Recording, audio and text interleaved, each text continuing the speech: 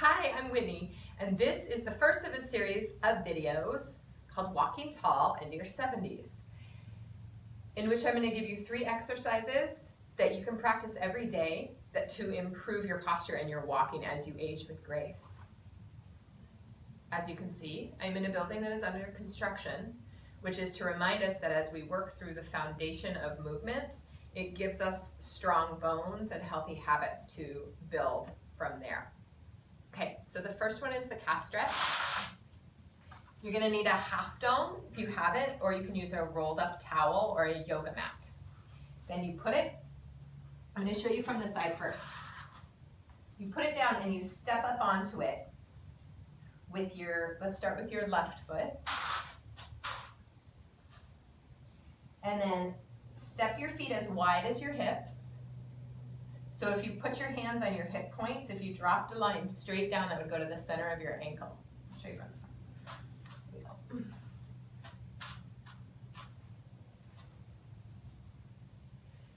And then as you exhale, shift your weight back to your heels. Every time you exhale, you can take a moment to notice if anything is clenching or holding, and use that opportunity to release. A lot of the habitual walking patterns and postural patterns that we get into are just held tension patterns, and that can be unlearned. So as you're standing here, weight back in your heels. With every exhale, release your weight, release anything that you're holding. Okay, and then step down and go to the other side. I'm going to show you this one from the side. So I'm going to step just the ball of my foot up and then come into my stance. Feet are hip width apart, and the outside edges of my feet are parallel. So not like this, more like a duck foot stance. You want to pull your heels out so they're just about like this, right underneath you, like a really stable foundation right underneath your pelvis. And then as you exhale, you move your hips back. If you notice that you're starting to creep forward like this with your weight, like your weight is on the balls of your feet more, when you exhale, shift back, and you can always hold on to something for balance. This is not about balancing, it's just about a passive stretch of the whole back chain of your body. Take a nice deep breath in. As you exhale, search for places that are holding or tense or tight, and ask them if they would like to release politely.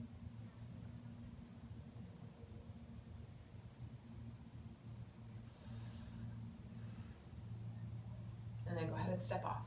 So that's the first one, that's a calf stretch. The second one is called the top of the foot stretch, and it's a stretch for the top of your foot. You can do this seated, or you can do this standing, holding on. So from the side, just the same, you want to keep your feet right like this. You don't want your feet to go in or out. So with my feet right underneath my hips, I'm just going to slide my foot back as if it was in a ditch. It's not moving out of that ditch. Come to the top of my foot, really the top of my toes. And that's all.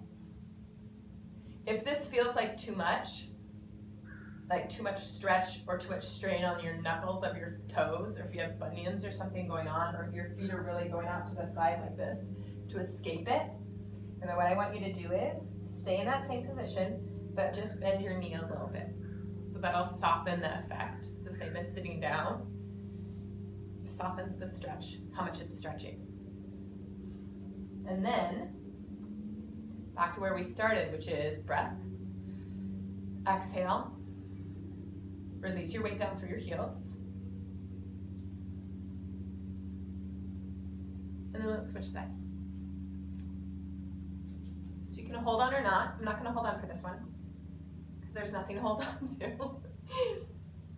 Slide your right foot back. Point your toe and come right to the top of your foot. This is going to vary a lot depending on the shape of your feet. I mean, the literal shape of your feet and how much you've been walking in them or not walking, or what kind of footwear you wear. So just know that wherever you are, this shouldn't be a really painful stretch. You want to bend the knee to soften it. And to make it more, you scoot it back behind you and then back your hips up. This is very hard. This is concrete, so I would suggest doing this you can do it on a carpet, or you could do it with socks on. So if I want to do with socks on, wow. And then stop at that one. That's the second one. That's the top of the foot stretch.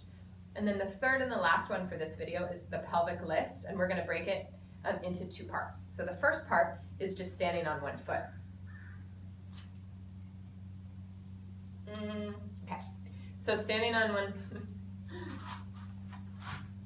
couldn't decide if I was going to use a prop. So you can find something to step up on. Could be a half dome, could be a book, could be the side of a stair. This is a great one to do on the stairs, because then you can hold on to the railing.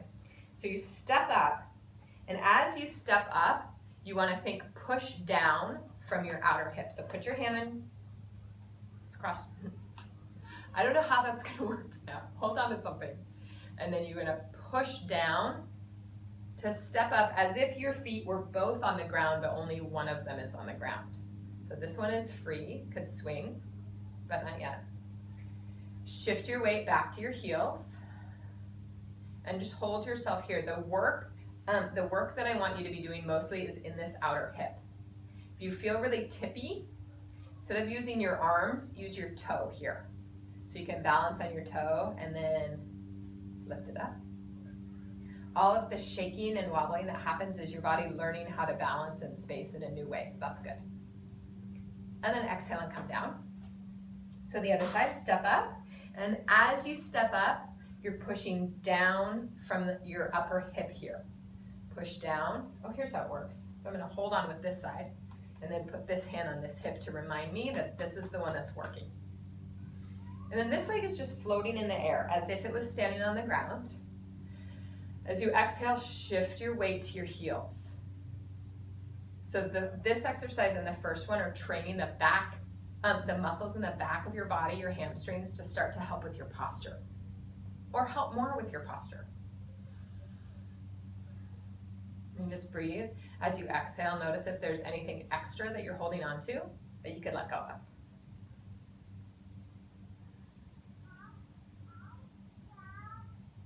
And then step down. That's the first part. The second part, once you feel comfortable with that part, and you don't need to rush into this, but you also can just try it. Step up onto your lift, whatever kind of lift it is. Start with your feet right next to each other. Actually, I'm going to start on this side. Put your hand on your hip here, and then what you're going to do is you're going to lower and lift the floating leg. You're going to do that with these mostly. The focus is the muscles that are here. As you exhale, lower your foot down. It can be just a very little bit, and then lift it back up by pushing down here. So lower and lift. And you can do that like let's say five times, and step down. If you're feeling it in the front, then I want you to shift your weight back more. So for this one, I'll show you from the side. You step up, push down to get up, and you're floating here. Lifting and lowering your pelvis, but not from pulling up on this side. It's more from pushing on this side that this side lifts. Can you see the difference there? So,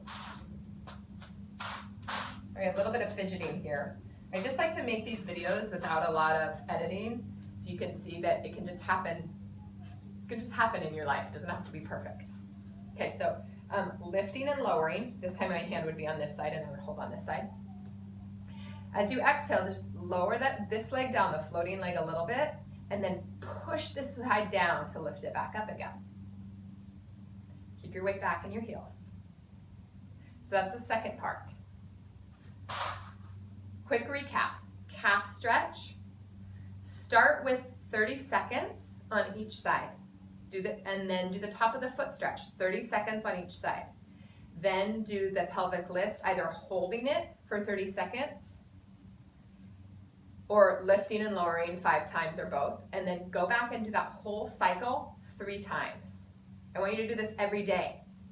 You can do it at any time of day that you think of it, but getting a set time that you do it, like right when you wake up or right before you go on your walk, right after you get back from your walk, are really good marker times. Right when you're making your coffee, that's another really good one. If you're brushing your teeth, that's another really good one. Try and link it to something that you already do so that it becomes, because you don't have to move around a lot, so that it can be something that you just, that sort of seamlessly integrates into your day. Okay, enjoy. Let me know if you have questions, and get back to me in a week and tell me how it goes.